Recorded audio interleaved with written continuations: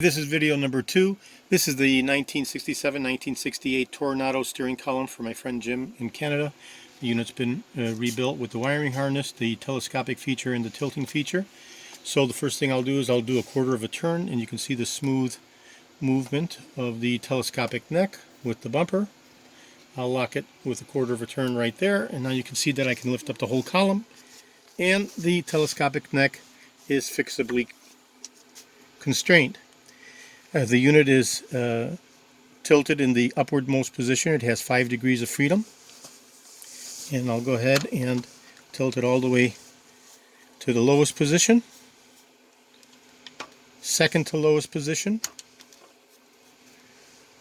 Second upper position. Full upper position. And back to neutral position. So that's the 5 degrees of freedom. Obviously, when the steering column is installed and fixably constrained by the bracketry and the spline at the bottom, and you have a big steering wheel on the top, the adjustment of the steering tilt positions is much easier than trying to do it in a loose situation such as this.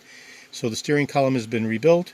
This is the 1967-68 variant, very similar to the Cadillac Eldorado in all respects, except that this has no shifting lever.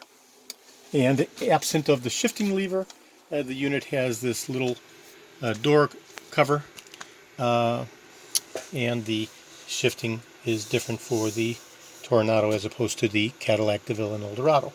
So this is video number 2 for my friend Jim Owen up in Canada, and as soon as I get his okay to ship reply confirmation, this restored steering column will be shipping out to Jim Monday morning, hopefully. Today is Sunday, July 21st. This is George in Florida. I have over 75,000 original vintage 1967 to 1970 parts and over 250,000 1959 to 1976 Cadillac parts. I'm best known for my restoration of the steering wheels, including the 67 and 68 version with the grip line front, as well as the 69 one-year-only rim blow steering wheel, and all of the wood grain steering wheels from 69 through 78.